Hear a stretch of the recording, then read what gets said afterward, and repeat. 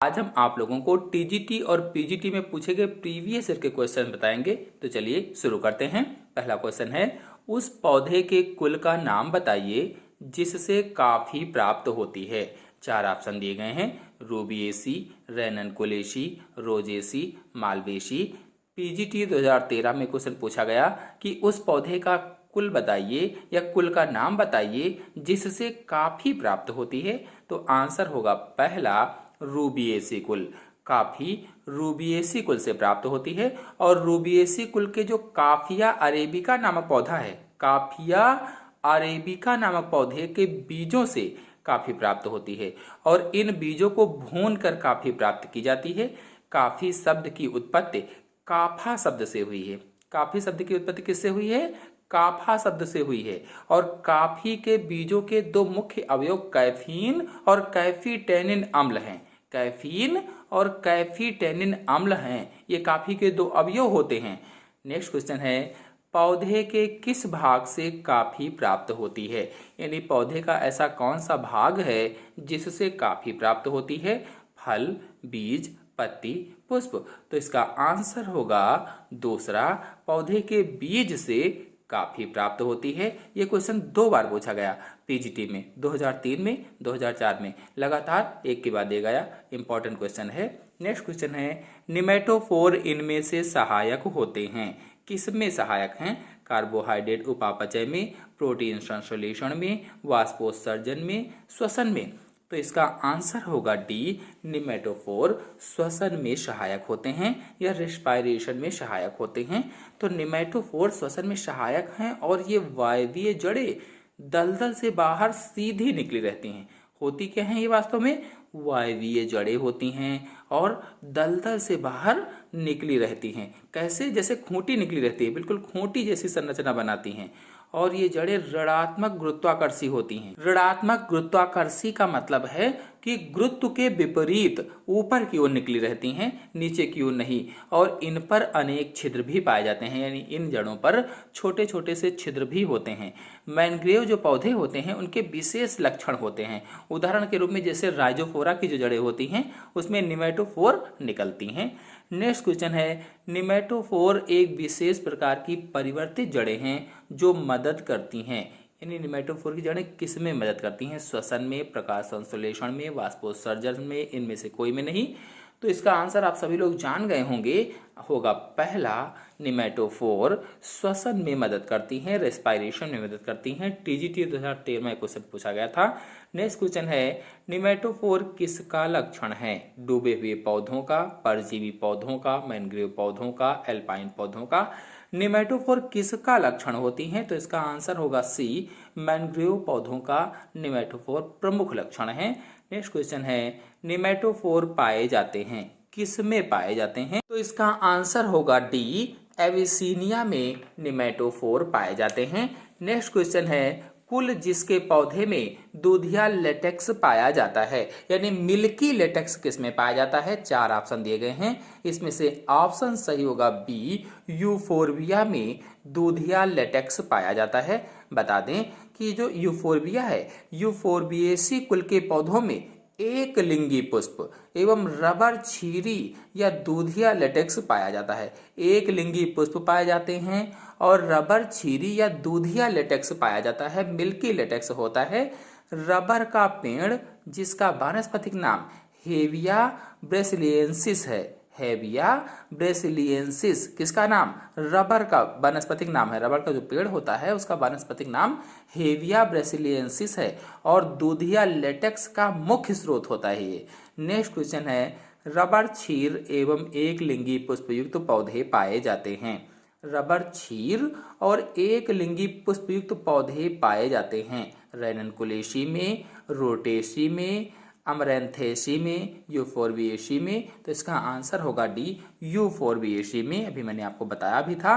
Next question है, जब पुंकेसर के तंतु स्वतंत्र होते हैं और परागकोश जुड़े होते हैं तो इस अवस्था को क्या कहते हैं? पुंकेसर के तंतु स्वतंत्र हों, परागकोश जुड़े हों, ऐसी अवस्था को क्या कहा जाता है? तो इसका आंसर होगा डी, सिनजेनेसियस। बता दें कि सिनजेनेसियस क्या है? तो जब पुष्प के तंतु स्वतंत्र हों, यानी फिलामेंट ऑफ स्टेमन स्वतंत्र हों, फ्री हों, और परागकोश अथवा एंथर आपस में जुड़े हों, तो इसी अवस्था को सिनजेनेसियस कहा जाता है। अथवा हिंदी में कहें तो इसी अवस्था को युक्ताकोशी कहा जाता है। और यह अवस्था मुख्यतः कंपोजिटी कुल के पौधों में पाई जाती है, कंपोजिटी कुल में पाई जाती है। नेक्स्ट क्वेश्चन है, जब किसी पुष्प के पुंकेसर के तंतु स्वतंत्र होते हैं और परागकोश जुड़े होते हैं, तो इस अवस्था को क्या कहा जाता है? देखिए, यही क्वेश्चन 2013 में पूछा गया था और यही क्वेश्चन 2002 में पूछा गया। ये पीजीटी में 2002 में आया था और यही क्वेश्चन अभी जो मैंने पहले आपको बताया है टीजीटी 2013 में पूछा गया था। तो घुमा करके प्रश्न पूछे जाते हैं। तो इसका आंसर होगा पहला, सिनजेनेसियस। नेक्स्ट क्वेश्चन है, निम्नलिखित किस पौधे में भित्ति बीजांडन्यास पाया जाता है? चना, आलू, गेंदा, सरसों, ऐसा कौन सा पौधा है जिसमें भित्तीय बीजांडन्यास पाया जाता है? इसका आंसर होगा डी, सरसों में भित्तीय बीजांडन्यास पाया जाता है। और सरसों क्रूसीफेरी कुल का पौधा है, क्रूसीफेरी। और क्रूसीफेरी कुल का वैकल्पिक नाम या कह लीजिए कि नया नाम ब्रैसिकेसी है, ब्रैसिकेसी। और सरसों का वानस्पतिक नाम आपको यहीं पर बता दें, ब्रेसिका कम्प्रेस्टिस होता है। नेक्स्ट क्वेश्चन है, क्रूसीफेरी का वैकल्पिक नाम है। क्रूसीफेरी का वैकल्पिक नाम अभी मैंने आपको बताया ब्रैसिकेसी होगा। इसका आंसर होगा सी। नेक्स्ट क्वेश्चन है, क्रूसीफेरी कुल का नवीन नाम है।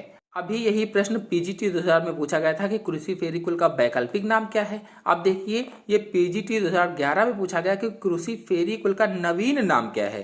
तो ब्रेसिकेसी, रोजेसी, मालवेसी, इनमें से कोई नहीं, आप सभी लोग जान चुके होंगे, ब्रेसिकेसी होगा, पहला ऑप्शन सही होगा। नेक्स्ट क्वेश्चन है, इनमें से कौन सी दवा मुख्यतः सूखी पत्तियों से मिलती है? ऐसी कौन सी दवा है जो सूखी पत्तियों से मिलती है?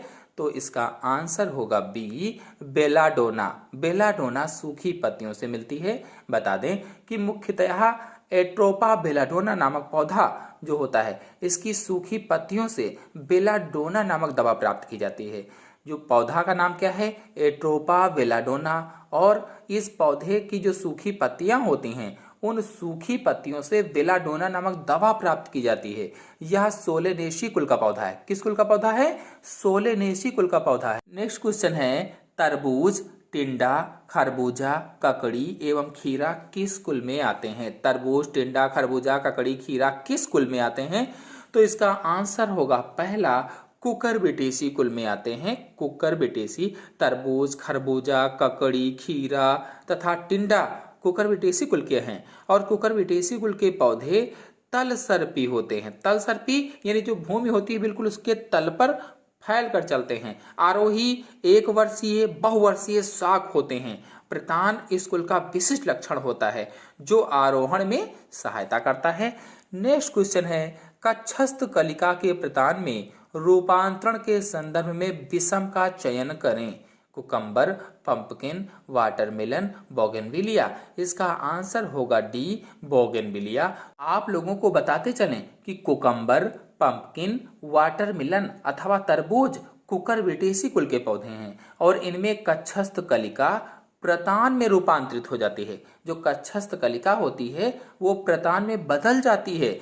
बोगनविलिया में जो कक्षस्थ कलिका है वो कांटा सदृश होती है या थार्ड में रूपांतरित हो जाती है, कांटा में या थार्ड में, जो सुरक्षा एवं आरोहण में सहायता करती है।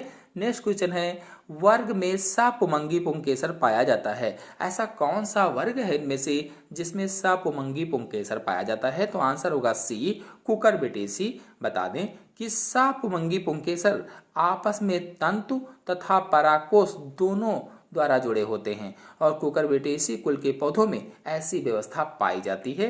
नेक्स्ट क्वेश्चन है, फैमिली कुकुरबिटेसी गण से संबंधित है। कौन सी फैमिली कुकुरबिटेसी गण से संबंधित है? ऑप्शन सही होगा बी, पैसीफ्लोरेल्स। पैसीफ्लोरेल्स। नेक्स्ट क्वेश्चन है, द्विलिंगी फूलों में असीमाच या रेसीमोस पुष्पक्रम बाह्यदल 4 से 5 जो कि साधारणतः जुड़े होते हैं और फल एवं फली के रूप में होता है। यह सब गुण इस कुल में पाए जाते हैं। किस कुल में पाए जाते हैं? आंसर सही होगा ए, लेग्यूमिनोसी कुल में पाए जाते हैं। तो लेग्यूमिनेसी कुल के पौधों में द्विलिंगी फूल होते हैं और द्विलिंगी फूलों में आसीमाक्ष या रेसिमोज पुष्पक्रम पाया जाता है। बाह्य दलपुंज 4 से 5 होते हैं जो कि साधारणतया जुड़े होते हैं और फल एक फली के रूप में पाया जाता है, एक फली के रूप में। नेक्स्ट क्वेश्चन है, शीशम की लकड़ी किस पौधे से प्राप्त होती है? ऐसा कौन सा पौधा है जिससे शीशम की लकड़ी प्राप्त होती है? तो इसका आंसर होगा सी, डलबर्जिया सीसू। डलबर्जिया सीसू से शीशम की लकड़ी प्राप्त होती है। तो शीशम की लकड़ी जिस पौधे से प्राप्त होती है उसे क्या कहते हैं? डलबर्जिया सीसू कहा जाता है। और शीशम की लकड़ी एक बहुमूल्य इमारती लकड़ी है। नेक्स्ट क्वेश्चन है, भोजन संग्रह करने वाली पत्तियां पाई जाती हैं किसमें? आंसर सही होगा इसमें बी, एलियम में। एलियम में भोजन संग्रह करने वाली पत्तियां पाई जाती हैं। एलियम जो सीपा है ये प्याज इसको आप कह सकते हैं और एलियम सेटाइवम से बहुत सी स्केली पत्तियां सकेंद्रित रूप में व्यवस्थित होती हैं और इसमें तना बल्ब में रूपांतरित हो जाता है और बल्ब के चारों तरफ सल्क पत्र पाए जाते हैं। ये पत्तियां भोजन संग्रह का कार्य करती हैं, यानी प्याज जो है उसी को कहा गया है यहाँ पर। एलियम सीपा एक कंद है, प्रकंद है, बल्ब है, घनकंद है।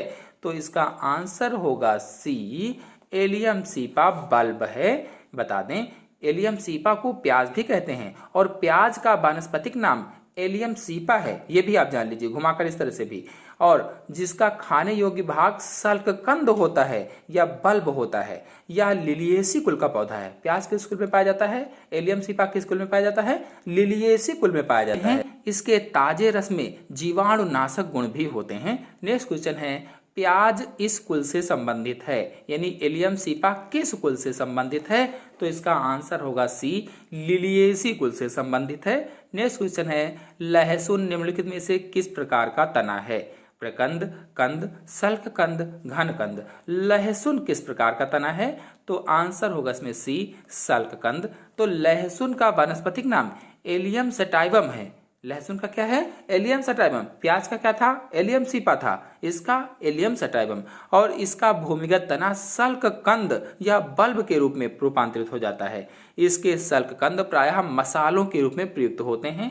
यह हृदय व गठिया रोगों में अत्यंत लाभदायक होता है और इससे प्राप्त वाष्पशील तेल बलवर्धक, उत्तेजक व कृमिहार होता है। नेक्स्ट क्वेश्चन है, सरसों का तेल जिस पौधे से मिलता है वह निम्न में से किस कुल में आता है?